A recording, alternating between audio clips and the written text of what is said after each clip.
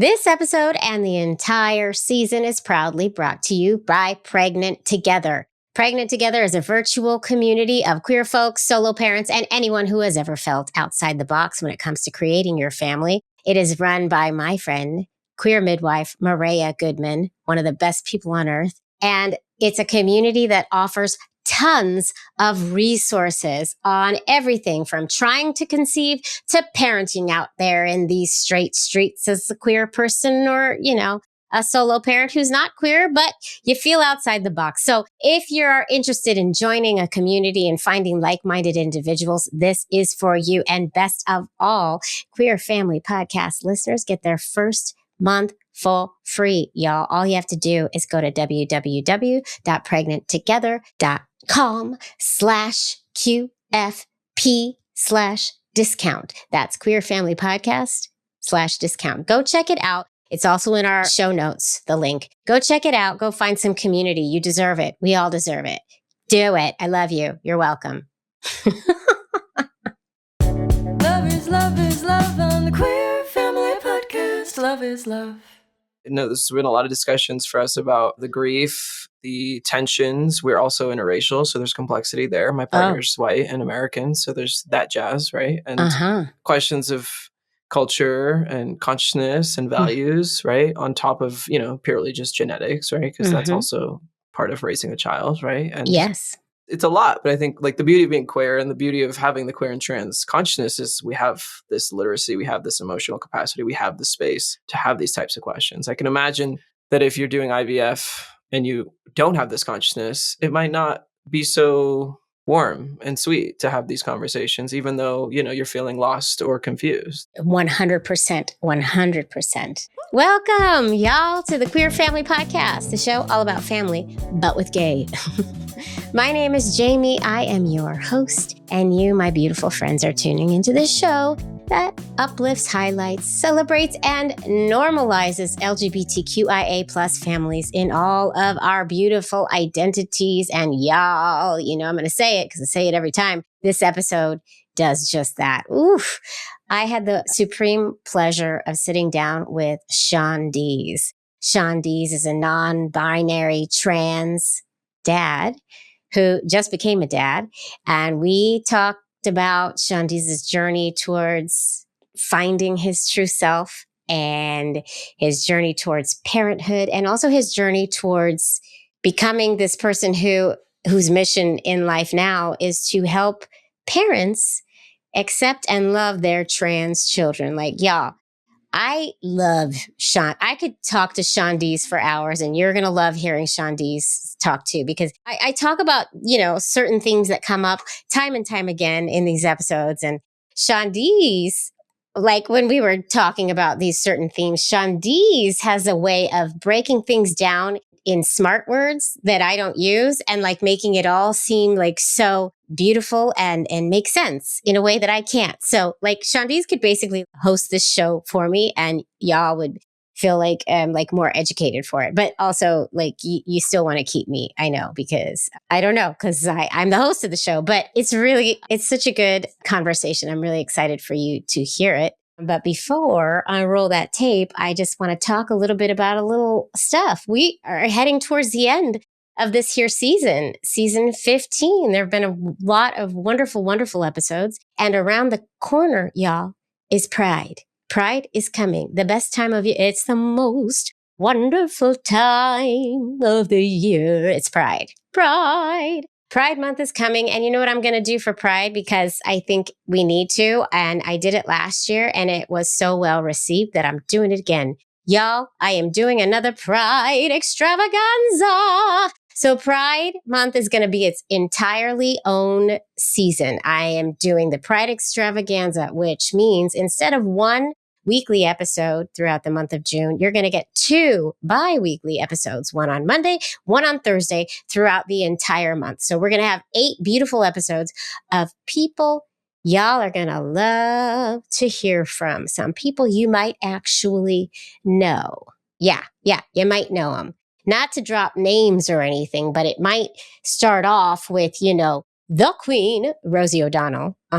Yeah, that's happening. And then maybe, Maybe another episode will be Colton Underwood, ex-pro football player turned bachelor turned gay man turned soon-to-be gay dad. Yeah, that might be happening too. And a lot of other amazing, amazing, amazing people and conversations that I can't wait to share with y'all. So get ready because Pride is happening. And you know what else is coming up, which will be the very first episode of our Pride Extravaganza.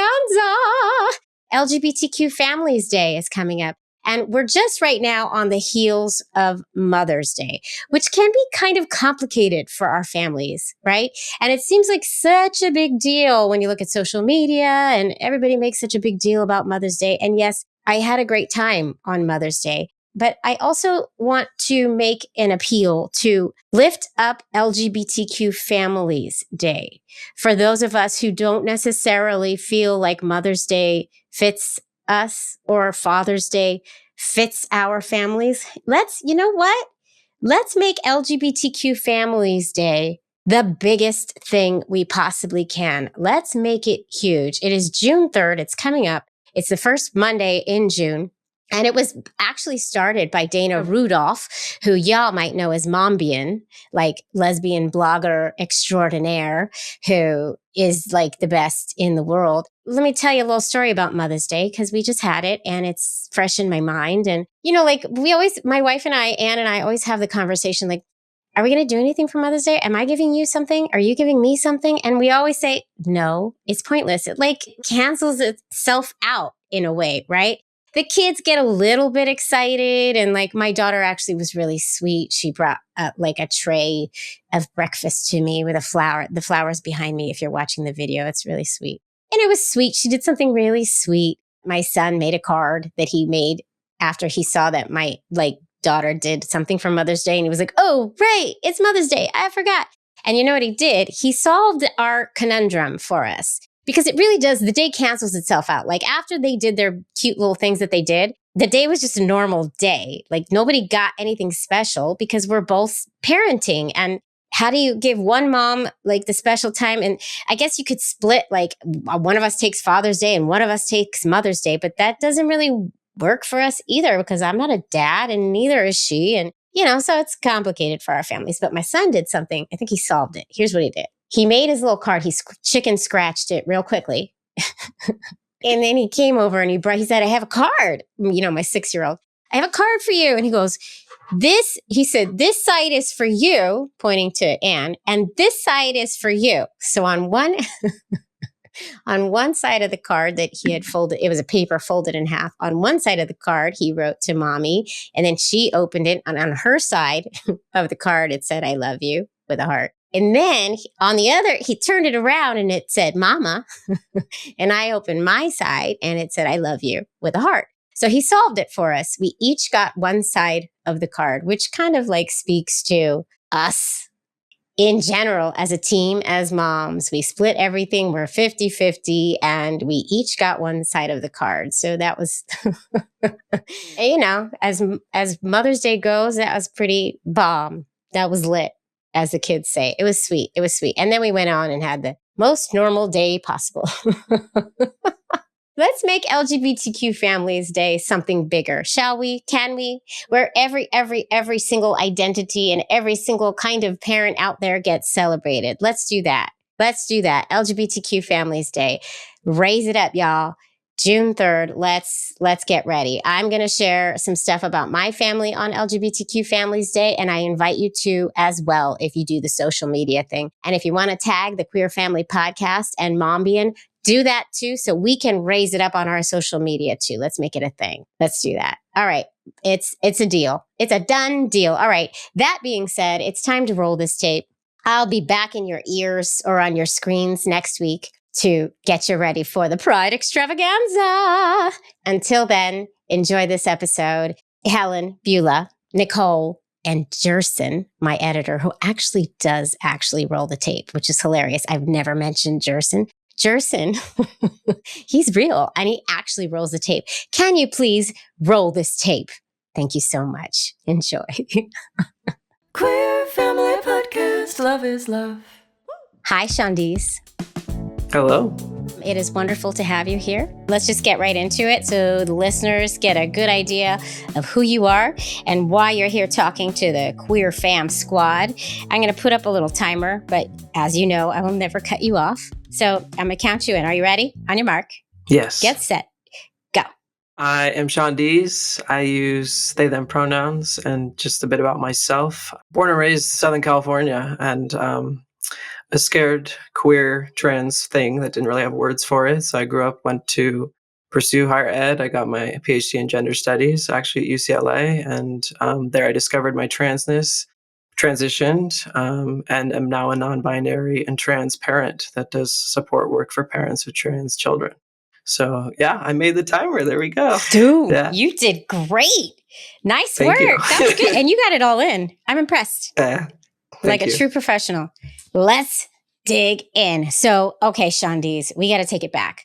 Let's take it back to young Southern California, Shawndeez, and discovering, I believe you said you discovered your queerness. You were a young queer Shawndeez, make it in the world. Can we take it back to that and just dig in?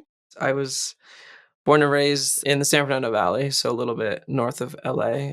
I was raised in a home I consider a normal immigrant home to two Iranian parents, and the culture was very normalized as cisgender and heterosexual. I mean, that was taken for granted, right? And I, did my best to try that for many years. I was raised to be a good girl, and I tried, I really did. And that's probably why it took me a little longer.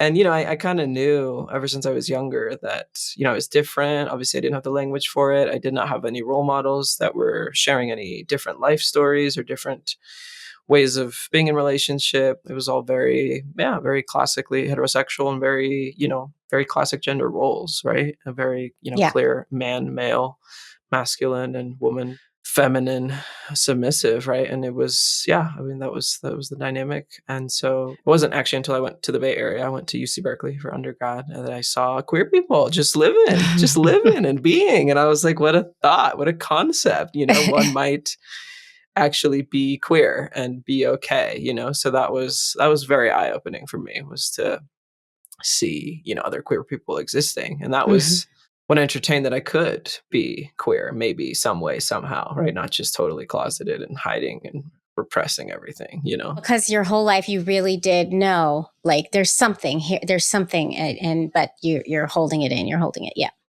It's a very relatable story. Yes, I'm sure it is. Yeah. So college, Shawndeez discovers something new, and where do we go from there?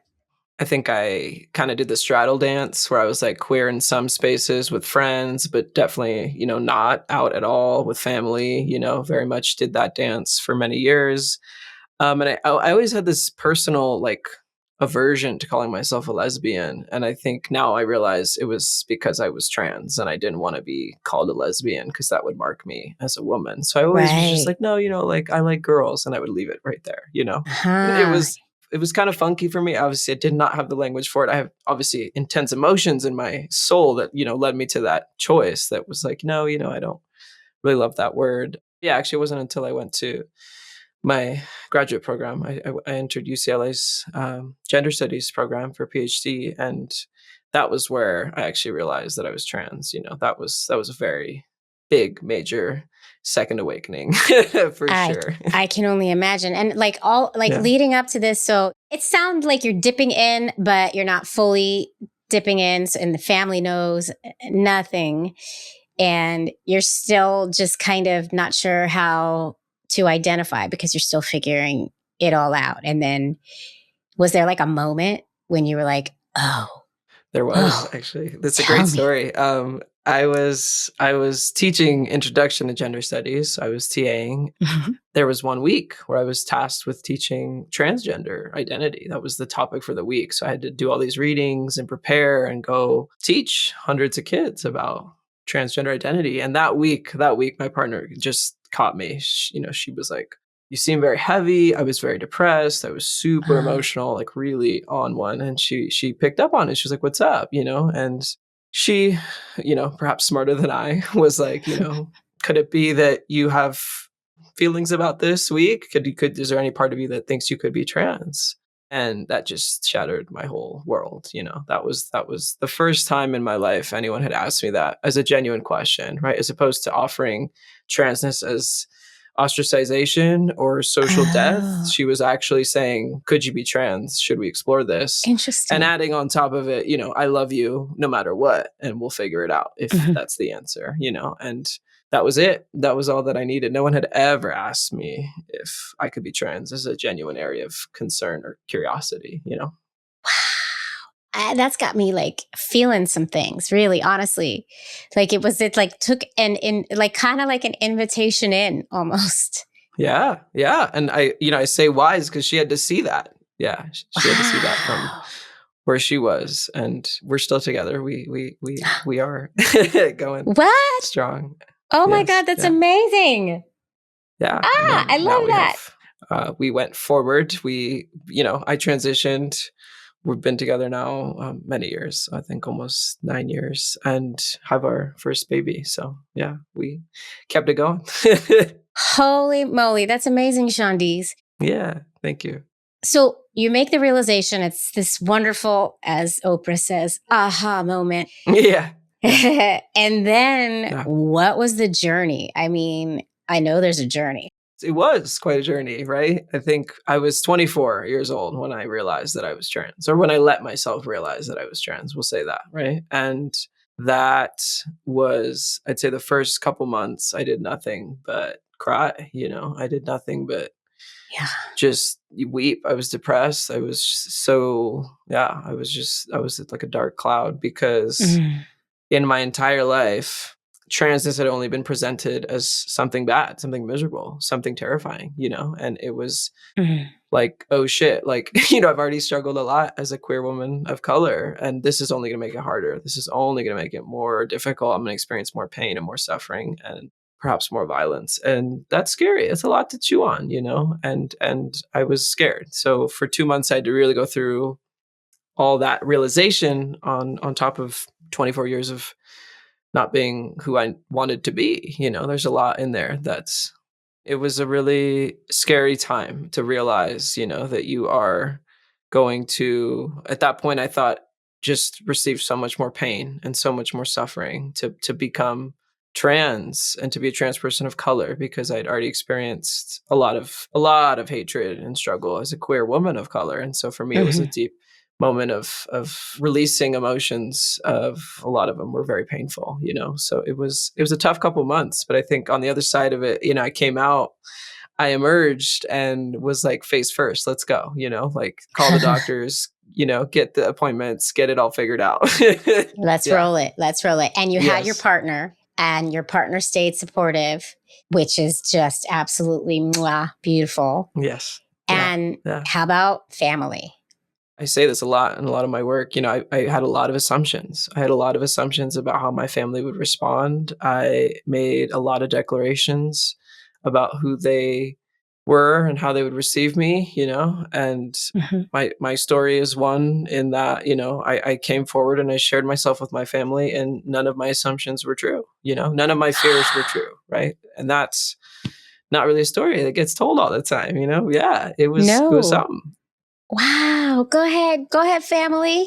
Yeah. I'm snapping for him. That's amazing. Yeah. I thought I would lose my family. I thought they would kick me out, stop inviting me to things. I thought this might be the one thing that does it. Like I said, I'm raised Iranian, and Iranian culture, family is sacred and is paramount. And so for me, it was a really, really tough moment where I, was really resting in the fear of, oh, what if I lose all this, and I chose to hope that they would choose to be open and love me instead. And, it wasn't elegant. It didn't happen overnight. It wasn't perfect. Right. But it was made very clear to me that I was loved, even though this was confusing at first and this was unclear at first. Right. And that's what made a difference. Yeah. That's what now, I am fully a part of the family. No one even thinks about it twice. Right. Like that's the journey. And it's actually wild to sit here a few years down the road and look back and think, like, wow, what if I could tell myself that? That's kind of crazy. But that's why you telling your story is so important, because it helps Yeah. so many like you years ago. Yeah. It gets better. It certainly can. There's love there. It certainly can. That's what I should say. Yeah. It certainly Yeah. can. So then what happens? You get that ball rolling. You call the doctors. You start tell me what you want to tell me. You don't have to tell all the details, obviously. Yeah. But I want to get to it all. Whatever you want to tell me. Like I said, I was 24 when I let myself realize that I was trans. So for me, it was like, oh, I can do that. Like, let's do it. Let's do it all yesterday. Right. So it was very quick, hormones lined up, top surgery very quickly, did everything. Luckily had supportive folks in the, medical team at UCLA, which was awesome. And yeah, it just moved very quickly in that direction. I think what's interesting for me is, the physical transition alongside a social transition. I had lots of, discrepancies, right? Like learning this for myself, coming from a place of deep, deep fear and complete lack of knowledge of transness. And then to be trans, like the next month, and to have to answer questions or explain things and figure all that stuff out. It's tough. Early transition is really tough. It's got to be one of the toughest things that we navigate in the trans community. Yeah. For me, the story continued where, a few years later, I was like, do I want a family? And that's also a big question of like, making children. How do you make children as trans people? Right? Yes. It's a big question. What year was it that you started your transition? Just for context. It was about 7 years ago, something like that. So, okay, 2016. Wow, that's 7 years ago. Oh my God. I think it's important to get the context and the time because, we have progressed a lot, and then also we have not. Oh, and also you were also in this community, like your career that you're going into gender studies. So you are surrounded by this whole community, and you're kind of an expert on gender studies, yet you're going through your own metamorphosis and discovering all these things and discovering the fear. And I can imagine that must have been really hard. I mean, among everything else, I say God is funny because I entered the PhD program in gender studies, no idea that I was trans. Like if you read my entry statement, it would have said, all this stuff about being a queer woman of color, very confident, very clear that that's who I was. And that's what I sought to study, which was hilarious. And then lo and behold, they tell you to teach trans stuff. And then you realize you're trans the following year. And it sends you down a massive life transition, and it was, like I said, God is funny because now I do have my PhD in gender studies, which people would assume is intentional, I think. But I like to remind them that it was not. It was absolutely not. God is funny. God is funny. Yeah. You get put where you get put, right? Interesting. Yeah. Oh, wow. Okay. We'll be right back. Queer Family Podcast. Love is love. All right. So you make it through the time, and I'm sure it's always ongoing, just like for me, coming out is still ongoing, and discovering myself is always ongoing as well. And you're with your partner still, and now you're thinking about family. And oh man, there's a lot of things to think about. Yeah, there is. It's funny, as a young queer kid, I was raised where my parents were always like, oh, when you get married, when you marry a husband, when you have kids, right? And I always just literally just shrugged it off because I was like, that's not happening. That's just not happening, right? And so I attached having kids with marrying a husband. So I just disposed of all of it, right? So it was very clear to me that that's just not happening, right? And therefore never actually entertained or allowed myself to entertain if I wanted my own kids, right? Because it was just seen as, oh, you're queer. Oh, now you're trans. You're definitely never having that life experience, right? And I wrote it off for myself for many years, right? And it wasn't until I have a friend couple, they're a couple, the man is trans masculine, trans guy, married to a cis woman, and they had a baby, and they FaceTimed us from the delivery room. They had a baby. And when they FaceTimed us and we saw the baby, I was like, oh, whoa, it can be done. It can be done. I don't even even she was pregnant. We're like, yeah, right, for sure.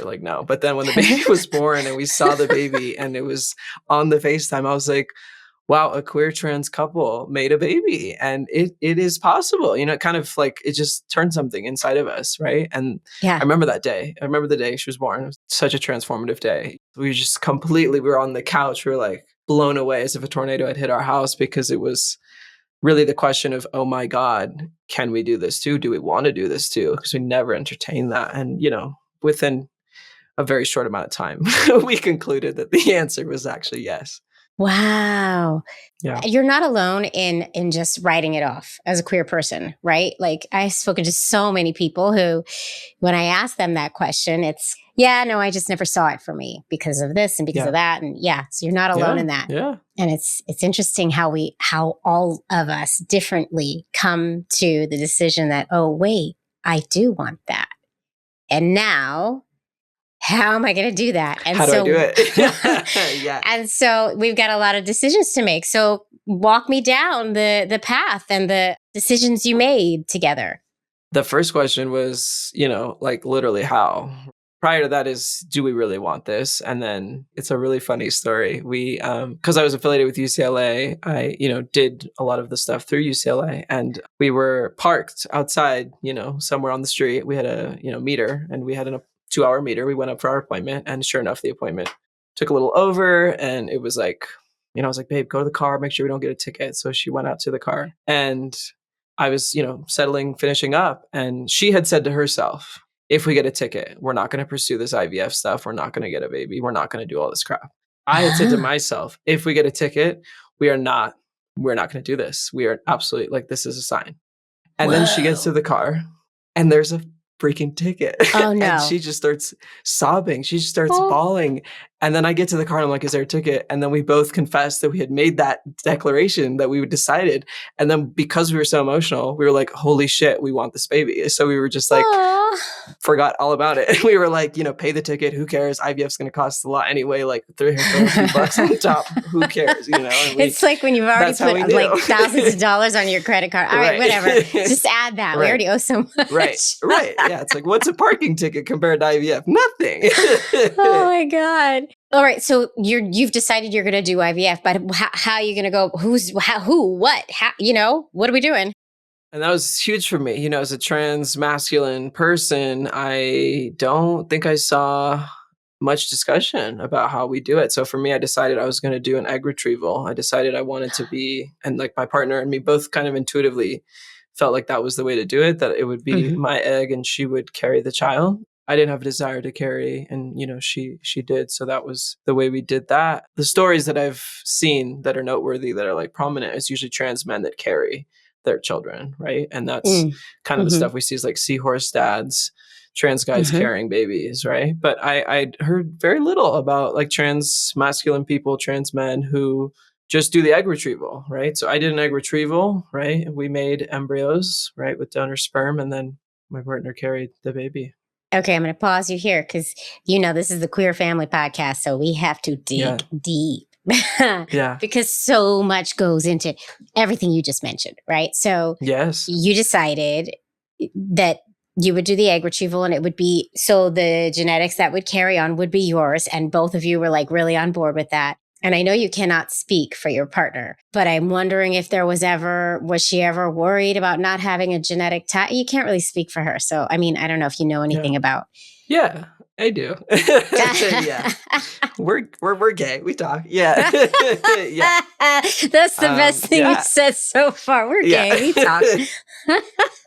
No, it's a heavy question. It's a real question. Yeah. And it's one that I think doesn't get enough attention as well in the story, right? Like, what does it mean for, the non-genetic partner in the situation, and how do they hold that? I know there's been a lot of discussions for us about the grief, the tensions. We're also interracial, so there's complexity there. My partner's white and American, so there's that jazz, right? And questions of culture and consciousness and values, right? On top of, purely just genetics, right? Because that's also part of raising a child, right? And yes. It's a lot, but I think like the beauty of being queer and the beauty of having the queer and trans consciousness is we have this literacy, we have this emotional capacity, we have the space to have these types of questions. I can imagine that if you're doing IVF and you don't have this consciousness, it might not be so warm and sweet to have these conversations, even though, you're feeling lost or confused. 100%, 100%. And I think that's why the queer community needs a more amplified voice, especially when it comes to this kind of stuff, because of everything you just said. You say it so much more eloquently than I ever do, but yes, and yes, and yes. Okay. So can you tell me anything about the discussions you had? Well, God, I wish she was here. I know. But it's a lot of grappling with grief and also grappling with, like what it means to also see a living child that you've also birthed and raised, right? And be like, moments of it matters and moments of it doesn't matter at all, right? And how do you hold all of that at the same time? Because in truth, our child is young. She's only 1 and 1 month, so she's new, right? So not a whole lot of talking and consequential deep discussion, right? But we think critically and we think a lot. So obviously we're very concerned. Obviously it's your first child, so you have a lot of thoughts and feelings about how it's going. But yeah, I think just holding a lot of space for those tensions and those questions. Yeah. It's good to hold space for that. Everybody can experience it, but it is also something that is very unique to our families in general. Right. And I want to say also the reciprocal IVF route that you and your partner did is really just one of the most wonderful things in the world that we can do to both get a connection somehow, and I love that. It is also expensive, as we all know. I don't look at the receipts. Anymore. Yeah. We're thinking for the next one, we got to go back and do it all over and start all over, and it's exciting. Wow. It's expensive, but it's like, that's literally what money's for. Okay. So there's going to be another. Yeah, of course. Right. Oh, yeah. We'll Money see. is meant to be spent. That is what I said all through our fertility process. And they lasted a long time. Money is meant to be spent. Like, and if you have it, or if you have, like, we used pension, like it was like too much. Like we did stuff you probably shouldn't do, and we're still paying it off, but we got our babies. And then another big decision here, and a huge decision for everyone, for all of us, is the donor. Yeah. Now, what was your thinking going into the donor? There's so many things to think about, anonymous versus known donor, blah, blah, blah, blah, blah. I would just love to hear, I want to hear your donor story. I call it lovingly the search for the superhuman, because we get a little crazy, or at least I did. So let's go through. Yeah. So it's actually hilarious. I'm like I said, I mentioned I'm Iranian, and I think the desire was we were going to we picked an Iranian donor for the child. And I think the idea at that point, this was very early, was if my partner also does an egg retrieval, if my partner also wants to go that route, the children would have some Iranian component and they would be siblings. It was very simple, actually. There was only a couple options, and one of them was healthier than the other two, and that was it. So for me, it was actually super simple. It was not like searching through an endless database. Well, and that's the thing, and that's why things need to get a lot better with sperm donation and how they reach out to find these people and where they find them, because there is a shortage of donors of color. Yeah.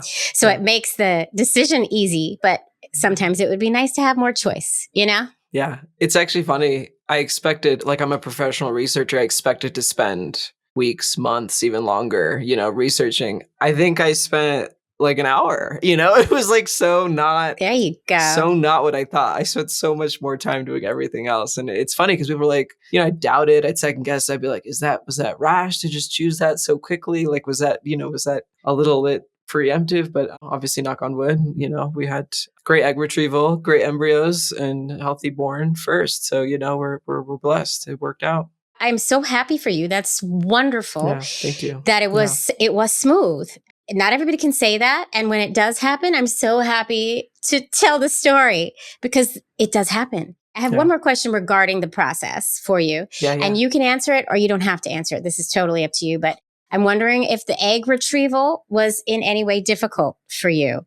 Yeah, totally. Absolutely. It was extremely difficult, and I think I have never let any doctor anywhere below the belt ever in my life, ever. Oh, wow. Never. Yeah. And I even had a friend who was like, well, what if you have cancer? And I was like, then I'd rather die. I literally was like, I do not, like, no one ever, right? So it's deep dysphoria. Very deep. No one's coming near me. Absolutely not. Wow. And in my mind, I was like, how the hell am I going to do an egg retrieval? I was like, what? Like, it just doesn't add up. It's not going to happen. And I don't know what it was. I obviously, I think it was a deeply important spiritual experience for me to have this consciousness. It was almost like once me and my partner entertained having the baby, we were carried by some sort of, honestly, like it felt like a spiritual gust that carried us through that year, through IVF, through the retrieval. I felt a degree of calmness and confidence in myself and my body going to do an egg retrieval that I would have never felt, prior to. Absolutely not, as I just told you a moment ago, right? But it was just so clear to me that I felt safe, I felt okay, and I knew what it was for, right? And I knew it was for my future children. So I think that added to, like, of course I would do this for them. I wouldn't even think twice, right? And obviously it was super challenging naturally, but like I said, beautiful team of doctors, UCLA, they were very good. They took care of us, and that helps. It really matters. It does. It really does. And it's an invasive procedure. It's not and cute. It's not just one invasive procedure. Right. It's over the course of time, right? Right. And you're taking all these shots, which is, for me as a trans masculine person, I've been taking testosterone for however many years, and then they tell you got to stop, and now you have to take, birth control, you got to take estrogen, you got to take whatever they call them, all those different shots and stuff, and it's a lot, right? So I obviously lightened my schedule and was like, we're just gonna do this, we're gonna take care of this, because for me, as queer and trans people, it's like we don't just have sex and create children. It's like a dedicated, committed process, so we have to do it. Yes. Yeah, that sounds like a fairy tale. Sometimes I'm like, that's hilarious. Is that really where the others come from? I know. Isn't that so funny? It felt like I was in a heightened state, which makes little logical sense, but it makes total sense to me in my life experience, because I said, like, I knew it was for my future children, and I kind of carried with that awareness of, I would absolutely do this for them. I would never do this for myself or for anyone else, but I would do this for them. and so luckily they knock you out for the final thing. So that was nice. Yeah. And then obviously came out of that. And I think even after it, I was like, one, thank God it was successful. We got enough embryos, healthy, stored, frozen, beautiful. Don't have to do it again. I think I look back on it, I'm like, how did I do that? Right. Like, I can't believe I did that. It's actually just like an eclipse of my dysphoria happened, and something allowed me to be able to do something bigger than myself, which obviously now I'm like, of course, I'm grateful that I made that choice, 100%. I do want to highlight the fact that you got a good amount of eggs, and it was a success, and you had been on testosterone before. So I just want to highlight that it still is possible. Yes, absolutely. Yes. Thank you for saying that. Yeah. When I was in my 20s and starting my transition, my doctor, told me, they're like, if you start T, you won't be able to have kids. They tell you this. Right. They tell you this. And this might be outdated now. They might say something different, but this was, I hope so, 7-8 years ago. And she was telling me, go get your eggs checked, go visit the doctors now. Right. And I was like, no, bro, I've waited 24 years. I'm trans. I want the testosterone. Do not get in my way. So I was younger, and I took the risk. Yeah, I took the risk against her advice, and I said, I don't care. I don't it's care life-saving. About the kids. It's life-saving. I want to take the T. So I've done some work and tried to help change the conversation with some medical doctors that taking testosterone absolutely does not mean that you cannot do an egg retrieval down the road. It does not mean that at all, actually. So that's huge. That's actually huge. No one told me that. That's good to know. It is huge. And I also think that there really just was not enough research too. And also just like ignorance, and also probably some kind of transphobia that was inside so many in the medical industry anyway. Right. So I think it's really important to note that, because I've spoken to a good number of people who it has worked even after being on T. Yeah. I mean, I was on T for at least 4 or 5 years before I did this, and still obviously worked well, had healthy eggs, healthy embryos, it worked. So it doesn't necessarily mean it's the end of your child creating at all. Good to know. Thank you for sharing that. It went relatively smoothly. It sounds like it was like a relatively easy pregnancy, and then baby comes. baby comes, baby came. Yeah, and it's already been a year and some change already. Yeah. And how's it going? How's life with baby?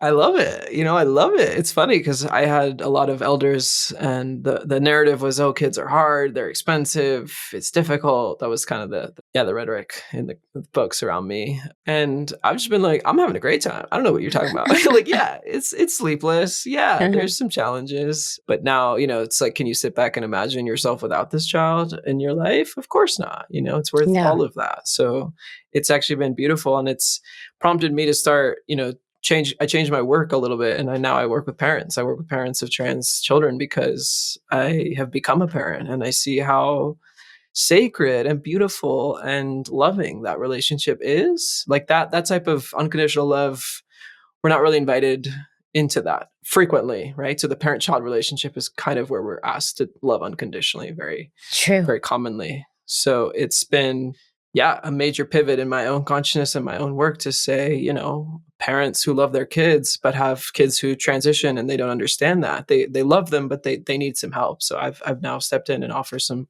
support for parents who can say, I love my kid and I don't know what the hell's going on, Okay, this was a beautiful segue because this is where we're going to go. Let's go here. Okay, what are you doing? Let's talk about it. And because I'm just, also, you could do this whole interview without me. Like you're just, I love it. You're going everywhere I want to go. So let's talk about what you're up to and what you're doing.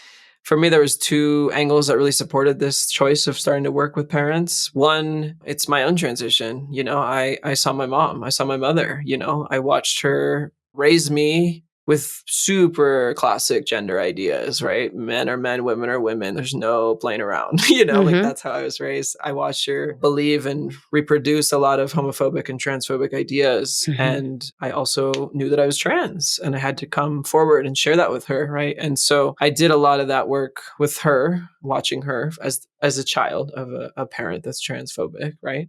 And watched her learn and choose love, right? That was absolutely massive for me in my own consciousness, right? And then on the flip side, to have my own child as a trans parent, right? And to look down and see, like, I have a little kid. How am I going to raise this person? What do I, want to teach them? But on top of that, right? I think it just gave me a lot of compassion for the parent-child dynamic to have both angles and to look at upwards towards my mom, downwards towards my child, and to look out into the world and see a lot of parents not getting compassion, not getting the space, right? Like I've worked a lot with the queer and trans community. I hold a lot of groups and workshops and courses and things of the sort. And, I work a lot with people to heal and move forward and cultivate, their own confidence and consciousness in queer and trans joy, right? That's a lot of the work that I do. And then, they'll come with me and they'll work with me or they'll do all this stuff. And, they'll still come and share how, mom's being like this or dad's being like this or grandpa's being like this, right? And I don't think that there's not love in those relationships. I think there's not compassionate guidance, right? And so I was like, we have a void, we have a need, right? These elders love their youth. I believe that, right? And so what we need is a space, someone who's willing to compassionately guide people who have that love, but may not have the language, may not have the understanding, may not have the tools, right? And I think that's the basis of the work that I get to do now. And it's beautiful. It's absolutely amazing. I absolutely love all of it. I really do. And I love what you said about unconditional love and how it's really allowed in that parent-child relationship. And I've never really thought about that. Like I always thought about the unconditional love there is between, but that's a deep kind of love that has its own challenges. That's amazing. That's really beautiful. So like I'd imagine that there might be some trans parents out there listening who are thinking, oh my God, I want Shawndeez to talk to my mom. So who should reach out? And I mean, run the gamut of like, who can you help? Because I think it's important what you're doing. And I absolutely love it.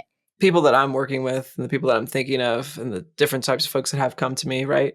Grandmother of a non-binary grandchild, right? Or a mother, right? Of a non-binary adult, right? Or, a father of a child who's showing signs of gender variance and is scared or confused, right? I work with primarily people that are cis and heterosexual primarily, and have little to no awareness of what it means to be trans, right? And they love their young person in their lives, whoever it is, right? But they don't know what to do, and they don't know where to go, and they don't know how to hold all these feelings, because the truth is, a lot of times, 99% of the time, the trans person that's coming into their transition, figuring themselves out, they're scared, and they're going through such intense emotions. The child cannot hold mom's grief or dad's confusion or grandpa's fear. That's just not the place for it, and that's where I get to be of service, or I get to help people have another space to come to me and say, I'm scared for my child, or I'm uncertain what this means for their future. That's for, a trained transgender professional that can help you navigate some of those questions. That's not for your 17-year-old, they can't hold all that. Right. So yeah, I work with not just parents, also grandparents, elders, anyone, siblings, people that just want some space to process the huge emotions that are natural to come out when someone transitions. It's a big thing. Right. And we don't want to pretend like it's not. So it's a big thing for the loved ones who, it's a big thing for everyone. Yeah. And it also can be the most beautiful thing if it's embraced in the right way. It is. Yeah. It's actually, I say it's a key to learning how to love so much better and so much harder. And some people get to, and some people might skip out on that. And that's less love, right? That's less love for them in their lives. But I think it's a beautiful thing I've observed, and I've witnessed with my own mother. I've witnessed with several, of the clients, the way that lives transform when they choose this, right? And it's a step. It's a challenging step, but if you take it, life is really wildly beautiful on the other side. So who doesn't want more love? Come on now. Come on.